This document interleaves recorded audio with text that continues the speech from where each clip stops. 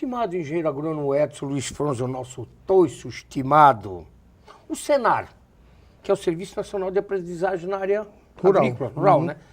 O que é que ele vem beneficiar os nossos agricultores? Neri, eu já botei aqui o meu óculos, tu mudou de óculos, eu já botei o meu aqui para nós ficar parecido, né, Nós Neri? brigar do mesmo tamanho, né? Para ficar no mesmo nível, né? O Senar, eu enxergo o Senar como um importante instrumento de capacitação, de profissionalização. O Senar trabalha com 2 programas de capacitação de agricultores diferentes.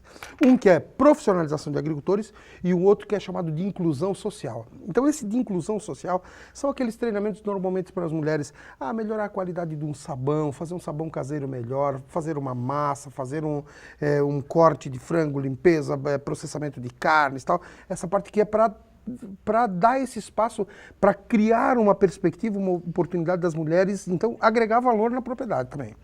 E os outros cursos que são chamados de profissionalização, vai lá desde manutenção e mecânica de microtrator, produção florestal, tratamento de madeira, agricultura orgânica, avicultura colonial, e eu já fiz uma série de treinamentos desses, já promovi uma série de treinamentos. Então a gente vê que evidentemente que com algumas falhas, que nem tudo é perfeito, nem tudo funciona redondinho, mas o Senar tem oportunizado, então, esses recursos para essa capacitação de agricultores e nós vemos aí muita gente tendo oportunidade, embora, assim, ainda nós temos um pouco naquela questão da cultura, assim, tu é agricultor, nós não precisa estudar, né, Neri? E cada dia mais você vê que para ser agricultor precisa estudar, sim, precisa se profissionalizar, sim, precisa conhecer, precisa saber o que tu faz, né? E precisa chegar à internet lá no campo, Exato. lá na ponta, né? Lá dentro. Precisa enxergar. Lá na valada, lá no... Eu falei um pouco antes aqui da história do produtor de fumo, né? Nós falamos assim rapidamente. O produtor de fumo, o agricultor que planta fumo, hoje, se você for olhar, analisar de forma assim bem criteriosa, é o agricultor que está melhor preparado para a produção. Por quê? Porque ele recebe aquela instrução, aquela orientação técnica de uma empresa que tem ali uma relação comercial. E é o seguinte, amigo, se tu não botar aquela dose de adubação, se tu não for ali na época certa, se tu não fizer a capação, como se fala, se você não fizer a aplicação, não começar a colher o bacheiro para depois colher o, né? Aquilo ali tudo. Então, este agricultor hoje é um agricultor que está muito bem capacitado nesse sentido. Então, o que é? É trazê-lo para uma outra atividade, trazer ele para a agricultura orgânica, porque ele tem aqui na cabeça dele essa questão de que tudo tem que ser feito direitinho para você poder ter aquele resultado. Mas só para concluir a questão do Senar, eu vejo como uma das mais importantes ferramentas, embora hoje nós tenhamos Pronatec, né? O Pronatec Campo, que também está oportunizando isso. Nós temos a nossa gloriosa EPAGRE, né? Que é também uma instituição também histórica e que oferece essa capacitação, essa assistência técnica. Então isso a gente tem. Precisamos evoluir muito, precisamos melhorar muito ainda nesse sentido, né? As prefeituras, eu penso que elas têm que capacitar um pouquinho mais ainda os seus técnicos para poder ter mais agrônomo lá no campo, né? Lá na presença do agricultor. E embora, claro, quando a gente olha para a realidade de Rio do Sul, as nossas propriedades hoje estão ali só com as pessoas de mais idade, os filhos já estão trabalhando na cidade, temos muita gente comprando aí, virando sítio de final de semana, mas a realidade dos outros municípios do Alto Vale ainda continua sendo uma realidade agrícola, de produção, e forte, né? E forte, né? E forte. O Código Florestal. Bom, o Código Florestal está aí, está aquele embrólio, está aquela coisa, né, toda, tem litígio na justiça, tem... 50 metros para cá, 30 metros para lá, 100 para cá, não sei o quê. Ninguém sabe direito como é que funciona, isso nunca veio às claras. Em Brasília é uma realidade, aqui é outra realidade, eles não quiseram entender isso. São Paulo é outra realidade, aqui é outra. Nós fizemos aqui na AMAV, né? A AMAV hoje tem um reconhecimento internacional. Nós somos referência nacional em legalização de propriedade através daquele processo de averbação da reserva legal. Quer dizer, nós desenvolvemos aqui, quando eu falo nós, não sou eu pessoalmente, mas a equipe da AMAV, né? Nós desenvolvemos aqui nele todo um sistema de mapeamento por aerofotogrametria, satélite, e todo esse negócio, imagens aéreas, tal, para demarcação da propriedade, para delimitação da reserva legal, para todos os usos de solo, tudo isso. Então, nós somos referência. E aí caiu a exigência dessa averbação da reserva legal e está para ser implementado agora o CAR, Cadastro Ambiental Rural. Nós temos aqui a melhor metodologia, o governo da Alemanha reconhece, enfim, né, esse reconhecimento é muito forte, muito grande. Nós temos a melhor metodologia para aplicar. O que nós estamos querendo construir com isso? A possibilidade de fato, ter um cadastro que permita gerenciamento das propriedades. Mas aí tem um jogo de interesse muito grande, muito forte, tem gente que não quer que essas informações venham à tona e sejam cadastradas. Mas o que nós estamos buscando aqui, né? É poder, então, ter essa legalização das propriedades, buscar o cumprimento da legislação. Nós temos claro que somos uma entidade legalista e municipalista, né?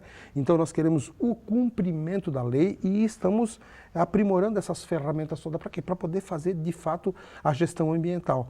Nós somos, no Estado, a única associação de municípios que se preocupou com isso, que andou. Então hoje nós temos clara a proposta da formação dos corredores ecológicos para permitir toda essa diversidade genética, quer dizer, tudo isso, enfim, tem sido feito. O problema é que a lei ainda está um pouco embolada, né? Está embolada, né? Está difícil até de entender, né? Na verdade é essa. Ô, estimado, o aquecimento global está deixando o planeta assim, diversas catástrofes, né? Desce morro, eu nunca vi disso, se desliza e enchente e volta com tudo.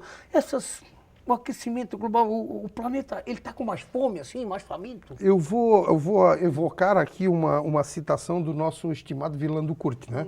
O nosso Wieland, estimado, né? Wieland.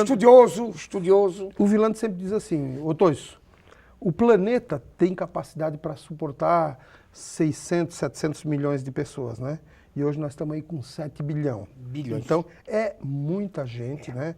E eu acredito que o planeta não vai, não sei quanto tempo nele, mas não vai suportar mais muito, né? Nós já temos hoje vários pontos do planeta onde a falta d'água, ela está clara, ela está posta, isso está acontecendo. Quer dizer, reverter, eu não sei se dá para reverter, mas diminuir a velocidade dessa degradação, com certeza com uma porção de atitudes, né? Mas isso vai depender de cada um, isso não depende só de governo, não depende só de política e não depende só de lei. Depende de conscientização, né? Passou enchente em 2011 aí, os nossos aterros não deixaram de existir, nas barrancas dos rios. Exatamente. Então, daí quando você fala dessa questão ambiental, quer dizer, pô, se o produtor de arroz tiver que reduzir mais 10 ou 15 ou 20 metros, puxar, recuperar aquela margem de rio, nós temos que fazer isso, nós temos que pensar que isso é importante para a manutenção para os nossos filhos, para os nossos netos, para as próximas gerações, nem que a gente perca um pouquinho de dinheiro agora, mas garante futuro, né? Estimado, a agricultura tem força política, estimado? É lamentável assim o que a gente vê, né? Nós temos municípios aqui no Alto Vale e aí a gente conversa com o secretário, conversa com os técnicos, conversa com os pessoas. Município lá, 60%, 70%, 80% depende da agricultura. Aí a gente olha lá o setor que trabalha com a agricultura sempre é um setor que carece mais de verba, que nunca tem muito recurso, que nunca tem muita atenção. Muitas vezes o secretário é posto lá por questão de um arranjo político.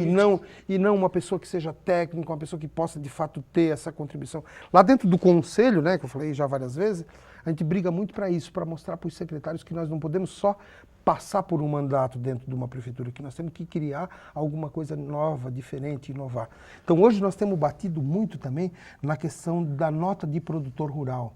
Essa nota não representa perda nenhuma para ninguém, ao contrário, isso é uma ferramenta de arrecadação, é uma forma do município ganhar dinheiro. Os municípios que estão atentos a essa questão, a esse controle da nota de produtor, estimulando o agricultor a emitir a nota, porque daí ali também sai um percentualzinho para o Senar, que depois vira em capacitação, quer dizer, tudo isso, né, há os elos, né, que vão fazendo toda essa... Uma coisa liga na outra, né? Então isso também é um trabalho que a gente tem, assim, buscado um pouco de foco nessa questão da nota, né, e fortalecer as secretarias da agricultura. Eu acho que é por aí a coisa. Sindicato rural. Eu posso falar do Sindicato Rural de Rio do Sul, tá? O Sindicato Rural de Rio do Sul eu vejo que é um órgão atuante, né? É um órgão atuante, o Sindicato Rural, porque nós temos dois. Nós temos o Sindicato Rural e o Sindicato dos Trabalhadores, né? Rural. O Sindicato Rural de Rio do Sul, esse é que está atrelado à FAESC, que tem ali então o Senar, que viabiliza todas essas capacitações.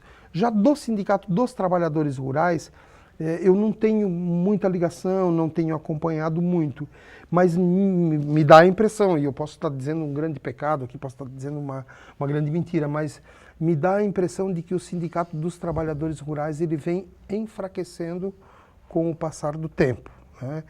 Enquanto órgão sindical, enquanto órgão de luta. E vejo o sindicato rural se fortalecendo, mas eu não tenho muita propriedade para falar porque não é bem a minha praia.